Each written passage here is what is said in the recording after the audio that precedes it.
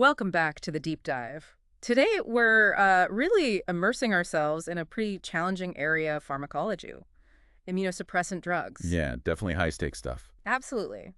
These are the meds that make things like organ transplants even possible, but wow, the level of monitoring and precision they need, it's intense. It really is. But they're also truly life-saving. Hmm. So our mission today, basically, is to walk you through a summary of the key ideas, how they work, and the really critical nursing points for using them safely, all based on our source material. Right, digging into the mechanics and what it means for patients. Exactly. So let's start with the core problem these drugs tackle. The immune system. It's brilliant, right? Its whole job is telling self from non-self. But sometimes it gets confused. And that's where medicine has to step in, often quite dramatically. That's right. So you get these situations where the system makes a mistake, like autoimmune diseases. That's the immune system attacking the body's own healthy tissue.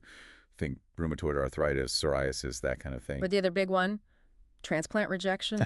Exactly. Probably the more immediate danger, often. The body sees that new organ, the graft, as foreign, and it tries, pretty aggressively sometimes, to get rid of it. And immunosuppressants are our tool to stop that. They're the countermeasure, yeah. Designed specifically to dial down or even prevent that immune attack. Okay, and just to be clear, we're focusing today on drugs that target the specific immune response, right? The third line of defense. Precisely. We're talking mainly about suppressing T-lymphocytes' cellular immunity. They're the key players in rejection. Gotcha. And this isn't just theoretical. You mentioned the stakes, looking at Canada, for instance. Yeah, the numbers are significant. Over 3,700 people waiting for an organ. And most of them, about 73%, need a kidney. Wow. And as soon as they get that transplant, the battle against rejection starts. Immediately. And that rejection battle, it isn't just one thing, is it? The source material actually breaks it down. It does, and it's super important for clinicians to grasp these different types. There are three main categories, based on timing. Okay, what's the first one? First up is hyperacute rejection. This happens fast, like minutes to hours after the transplant. Minutes. Yeah. It's a huge, immediate inflammatory reaction, usually driven by pre-existing antibodies. And honestly, it almost always means the graft fails right away. Okay, so if they get past that initial really scary phase, what's next? Then you're looking at acute rejection. This usually pops up within the first, say, 3 months. And this is the T-cell mediated one? Mostly, yes. T cells and macrophages are the main drivers here. But the good news with acute rejection is that it's often reversible. Ah, okay. Usually by tweaking the immunosuppressant drug mix. Yeah. Maybe adding a short burst of corticosteroids. There are options. That's somewhat reassuring. But there's a third type. There is. And it's the one that kind of looms over the long term. Chronic rejection. When does that typically happen? Months, sometimes even years after the transplant. It's more of a slow, simmering, low-grade immune response. Involves both T cells and B cells. Yeah, and the outcome. Unfortunately, chronic rejection is generally considered irreversible. Ah. Yeah. And that leads us straight to a fundamental point. Patients have to stay on immunosuppressive drugs for the entire life of that transplanted organ. A lifelong commitment then, no exceptions. No exceptions. It's absolutely lifelong. Okay, so if it's lifelong, we need powerful, precise tools. Let's get into the how, the pharmacology. How do we actually create this pharmacologically immunocompromised state, as the text calls it? Right. We're deliberately suppressing those T lymphocyte cell lines to protect the organ. And how do we do that? What are the main drug classes? Well, glucocorticoids are often in the mix, but the chapter focuses on 4 main classes, specifically for preventing that acute rejection. Calcineurin inhibitors, mTOR inhibitors, antimetabolites, and biologics. Okay. And what's really neat, if you imagine a diagram like the one in table 50.1, is they all target T cell growth, but they hit different steps in the process. Right, attacking the problem from different angles. Let's break those down. The calcineurin inhibitors, cyclosporin, tacrolimus, those sound like major players. How do they work? They are definitely foundational. So for T cells to get activated and start multiplying, they need a signal, a key cytokine called interleukin-2 or IL-2. Oh. Calcineurin inhibitors block the production of IL-2. They inhibit an enzyme, a phosphatase, that's needed to make it. So no IL-2 signal, no T cell activation message. Which stops it at the source, basically. Yeah. So if those stop the production, what about the mTOR inhibitors like sirolimus? Where do they fit in? Good question. They work a step later. Sirolimus doesn't stop IL-2 from being made. It stops the T cell from responding to it. Oh, okay. It binds to this protein called mTOR inside the cell, And that binding essentially jams the communication lines, blocking the signal for the cell to proliferate, even if IL-2 is present. Same goal, stop T-cell expansion, just a different mechanism. Got it. So we've blocked production, blocked the response. Then there are the antimetabolites, azathioprine, mycophenolate. Their name sounds like they interfere with the cell's basic building blocks. That's exactly right. They're essentially fake building blocks, purine analogs. They gum up the works for DNA and purine synthesis, specifically within the T cells. So they literally can't copy themselves. Pretty much. They can't replicate effectively. So the immune system can't build up its army of T cells needed for the attack, hits them right where they multiply. Okay. And the last class, biologics. Like basiliximab, these sound very targeted. They are. They're monoclonal antibodies. Basiliximab, for instance, is designed to physically block IL-2 from attaching to its receptor on the T cell surface. Like putting a cap on the lock so the key can't get in? Perfect analogy. Even if IL-2 is floating around, the biologic prevents it from docking and delivering its activate message. So again, T cell activity is suppressed. You can see the strategy hitting T cell proliferation from multiple angles. It's clear transplantation is the main focus, but you mentioned these drugs aren't only for transplants, right? They have other important uses. Absolutely, especially in autoimmune diseases.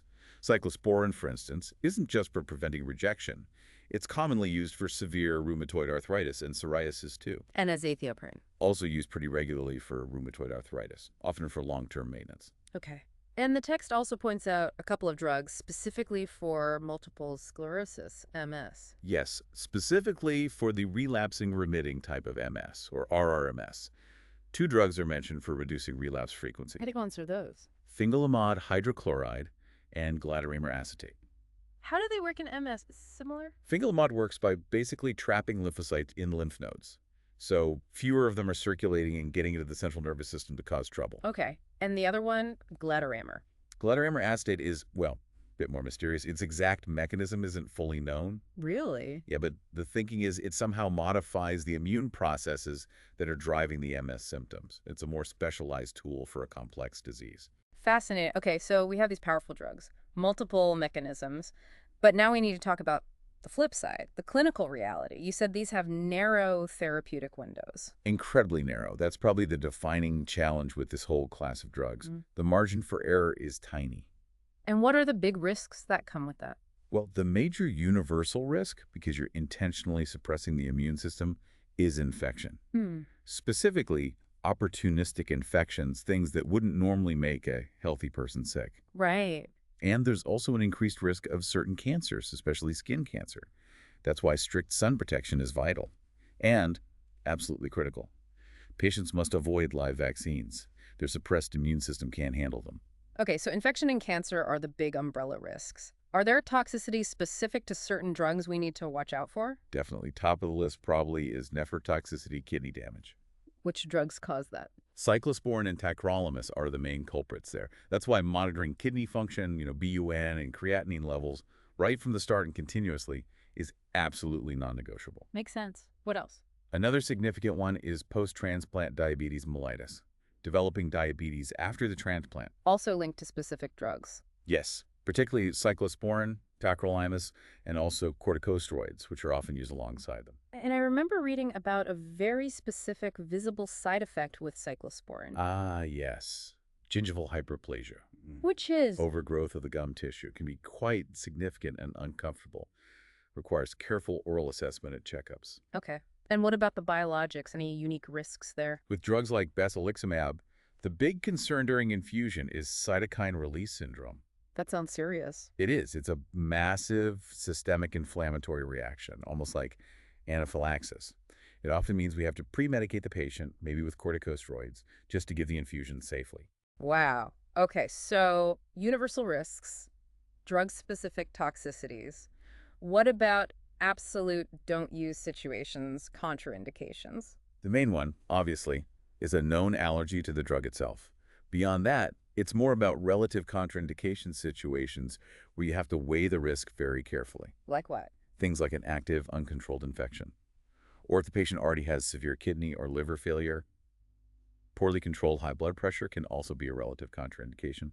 Basically, if the patient's already quite compromised, suppressing their immune system further is really risky. Understood. Now, this seems like a critical point in interactions, especially with that narrow therapeutic window you mentioned. How easily can things go wrong? Very easily. And this is where the patient's daily life really intersects with the drug's action. The cytochrome P450 enzyme system in the liver is key here. That's the system that metabolizes a lot of drugs, right? Exactly. And many immunosuppressants rely heavily on it. So anything that messes with that system can throw drug levels way off. And the textbook example is? Grapefruit and grapefruit juice. Seriously. Grapefruit. Absolutely. It needs to be stressed. Patients on these drugs must avoid grapefruit completely, permanently. Why? What does it do? Grapefruit contains compounds that inhibit those P450 enzymes. They basically shut down the drug metabolism pathway. So the drug doesn't get broken down. Right, which means the levels of drugs like cyclosporin, tacrolimus, and sirolimus build up in the bloodstream. They can skyrocket. How much? For cyclosporin, taking it with grapefruit juice can increase the amount absorbed by anywhere from 20% to over 200%. 200%. Yeah. And that directly increases the risk of toxicity, organ damage, all the serious side effects. And it's not just a brief effect. The enzyme inhibition can last for more than 24 hours after just one glass of juice. That's incredible. So avoiding grapefruit is paramount for preventing toxicity. What about the opposite problem? Things that might lower drug levels and risk rejection. That's where some common herbal supplements come in, particularly St. John's wort. How does that work? St. John's wort does the opposite of grapefruit. It induces the P450 enzymes, it speeds them up. So it makes the body break down the immunosuppressant faster. Exactly, which lowers the drug levels in the blood, potentially below the therapeutic threshold needed to prevent rejection. Right.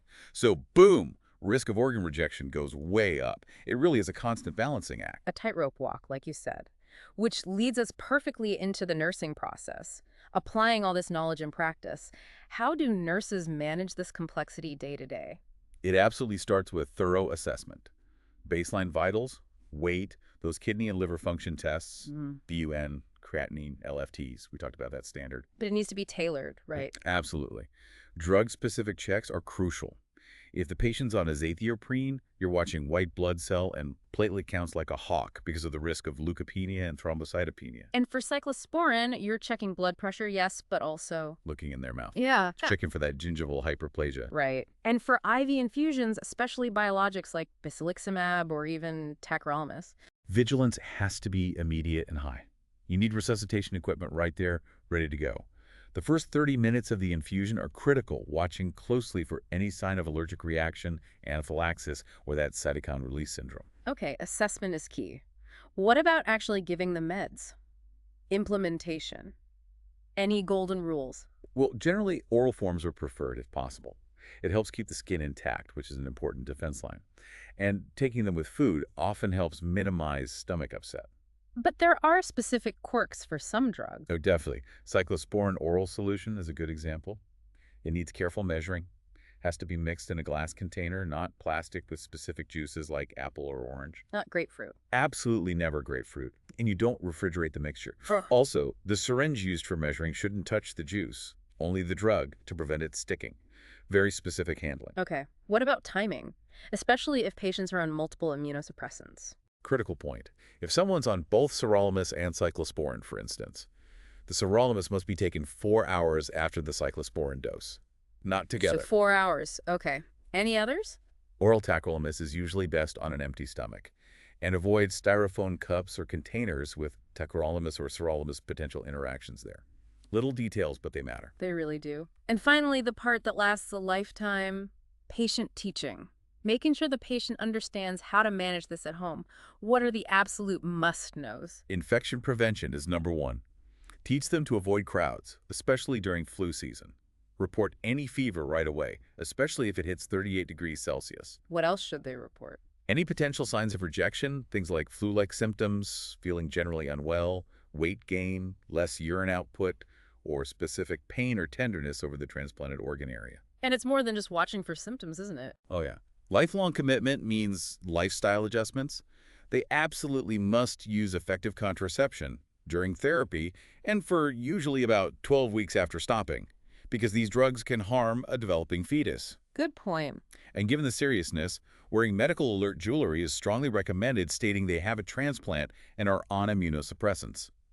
Plus, emphasizing the need for all follow-up appointments and blood tests, those regular checks for drug levels and organ function are non-negotiable because of that narrow therapeutic window. Okay, so let's try and pull this all together. We've deep dived into immunosuppressants. These are targeted drugs, mostly going after T cells in different ways. Right, blocking signals like IL-2, stopping replication, all to prevent organ rejection or manage autoimmune disease. But, and this is the huge but, this life-saving power demands constant, careful management. Constant vigilance, really, Yeah. from the healthcare team and the patient, because the therapeutic window is so tight, and interactions, even with something as simple as grapefruit, can have massive consequences. So the final thought maybe to leave folks with is just the sheer complexity of that balance. Exactly. Think about that tightrope.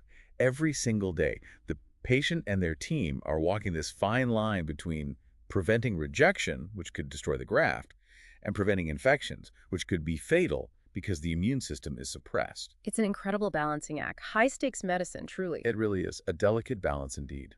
Well, thank you for guiding us through this really essential area of pharmacology. It's complex, but so important. And thank you, our listeners. Thank you for being a part of our little last-minute lecture family.